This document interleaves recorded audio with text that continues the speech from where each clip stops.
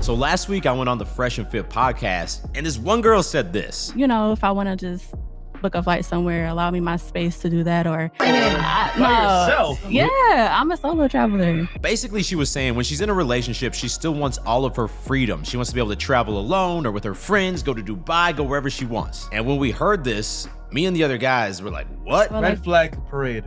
Legit. So you want to still be able to behave like you're single even though you're not. It sounded like you wanted to travel on your own. It's a bit odd. Basically, we all agreed that this is not something we'd allow our girl to do. And of course, she didn't want to hear that. And can you handle that? Does that make you insecure? So it's not that we can't handle it, it's that we don't find it attractive. She was saying, oh, you can't handle a girl like this. Does that make you insecure? You're so controlling. You don't trust girls. But of course, there's actually a legitimate logical reason behind this. And this is one of the biggest problems with modern dating relationship dynamics is that women prefer a man. They're still attracted to a man who's objectively better than them in terms of making more money, more physically developed. They want a guy with more experience than them, right? But they don't want to sacrifice even a little bit of their freedom, even if the man is required to. They want all of these different things, but they don't want to have to follow the man's lead. And I think a lot of this stems from society, you know, things like Sex and the City, Hollywood, teachers, positive female role models telling women from a young age, hey, you deserve everything and more than that, and you can still get the man that you want. And that's why in this video, I want to break down 3 things you must do as a man to allow your girl to relax more into the feminine role and create a relationship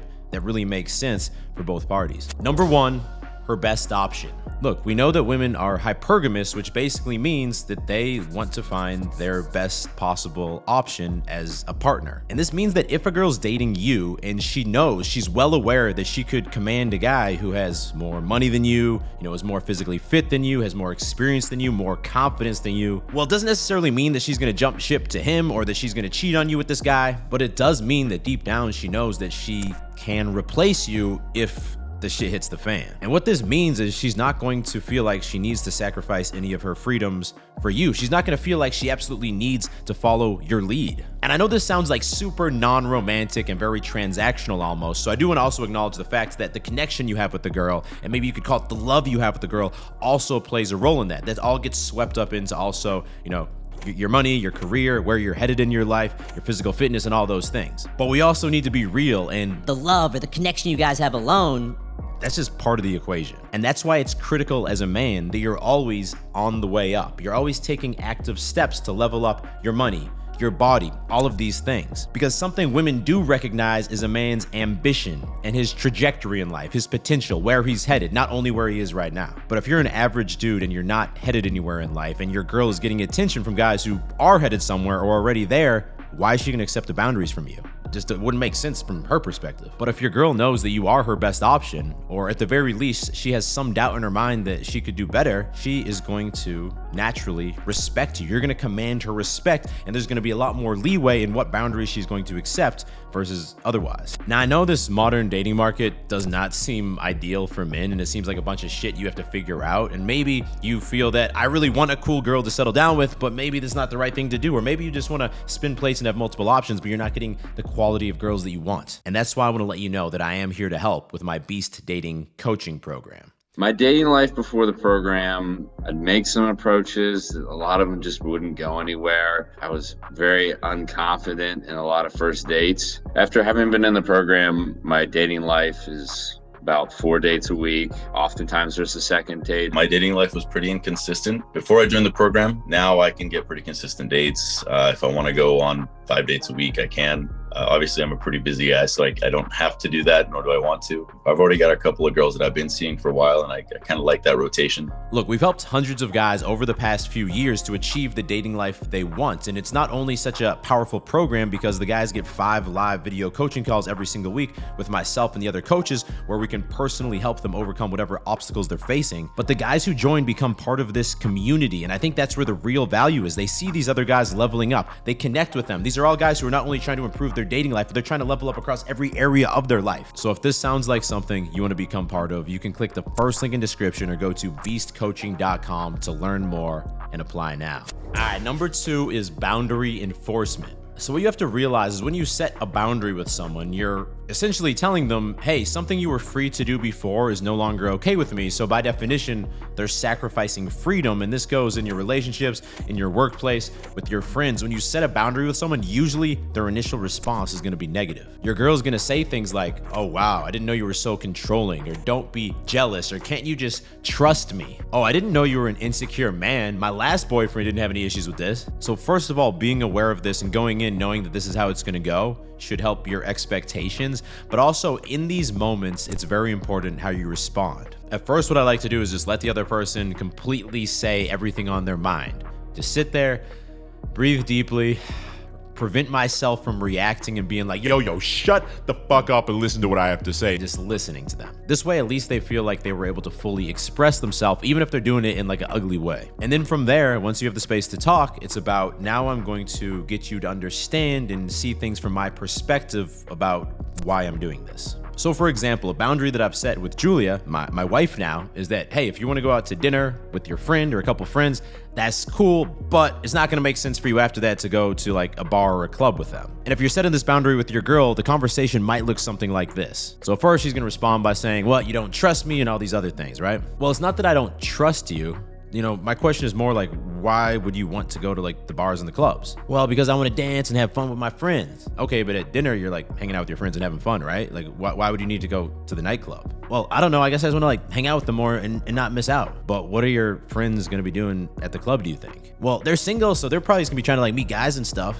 Okay, but you're not single, right? Like they can go out and meet guys without you needing to be there. The point is, usually by asking questions, you can get the girl to realize there's a reason why I'm doing this. I'm not just being controlling. Or if you end up dating this girl from the Fresh and Fit podcast who wants to travel alone, you could have the conversation with her and say, okay, well, what would happen if you're in this foreign city with your friend or your couple friends who are single and they decide to go home with a couple guys from the nightclub that you're at? Where does that leave you? Because now you're alone at this nightclub, right? And that's not something I feel comfortable with. I hope that's not something you feel comfortable with, being alone in the middle of the night in some random city. And then what's gonna happen? You're gonna have to like find a taxi ride home. Hopefully you get back okay. Or maybe you get peer pressured into going back with your friend and a couple of guys because you don't want to be left alone. And then what does that situation look like? You're like alone with them at their apartment or what? The point is, you have to stay calm, hold your ground, just reaffirm the boundary several times, and also be okay that in that moment after that conversation, she might not have accepted it yet. She still might be a little bit angry with you. But a few hours later or the next day when you guys speak about it again, does she accept it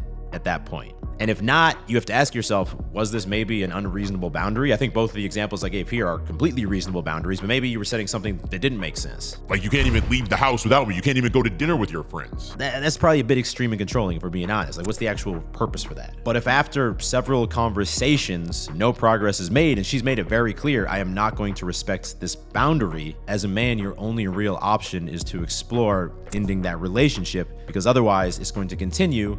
And your girl is now very even more aware that she doesn't respect you because this just happened. Number 3, and this is actually the most important one, you have to be a fucking man. Look, all of us have weak moments in our life. And if we're in a relationship, a lot of times our weak moments can cause us to lash out at our partner. So for example, I've had moments in the past where maybe I published a YouTube video that did terrible and I was trying to think of a new title and thumbnail and I was asking Julia, which of these options do you think is better? And she says, well, I like option B. And I'm like, shut up. Like that's not the right option. Stop being stupid. What do you think's better? Give me the answer here. Or even you just rely on your girl to make decisions like, oh, where we're gonna eat dinner tonight, or what vacation you wanna do next, or what time should we go to the gym today? Even if these moments are like few and far in between, you have to realize that you're pushing your girl more into the masculine frame of mind. You're telling her, hey, I need you to solve some of these problems. I need you to take the lead and take the responsibility in the situation from time to time. And even for someone like me who takes pride in how much I own my mistakes, I had to take a look in the mirror a few months ago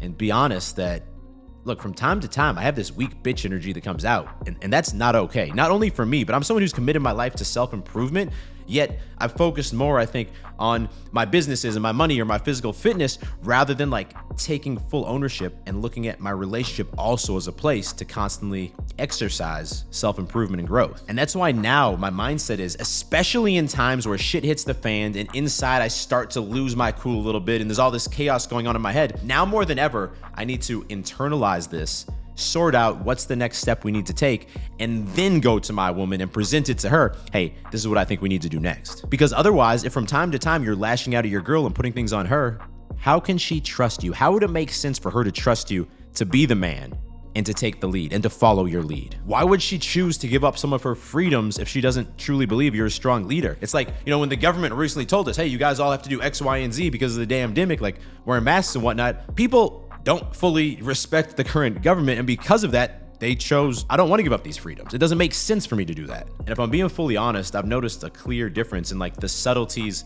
of my relationship with Julia and our dynamic since I've made this decision to like radically take responsibility and internally deal with every issue before presenting the solution to her. And I think it also has to do with the overall energy that we emit. Like from time to time, I think it's okay to be goofy and silly with your girl and talking a little bit of like a high-pitched, funny voice. But that shouldn't be the norm, right? There also needs to be a sense of this like calm masculine energy that is there 90 to 95% of the time. Because the combination of all of this is what unlocks the girl's feminine energy, despite all of the societal pressures to be more masculine and assertive. When you're there and you provide that for her already and she feels actually fully comfortable relaxing into your lead, now her feminine side can naturally flourish and come out. And just to be clear, this doesn't mean that if I'm struggling with something internally and I'm going through a hard time that I can't, you know, open up to my girl and get her support. I think that's one of the biggest benefits for both parties in a relationship, but that's different than putting your own shit on the girl and hoping that she figures it out. Now, another big part of attracting women and crafting the relationship you want is understanding how they move and how they function. And that's why I recommend you watch this video next about 6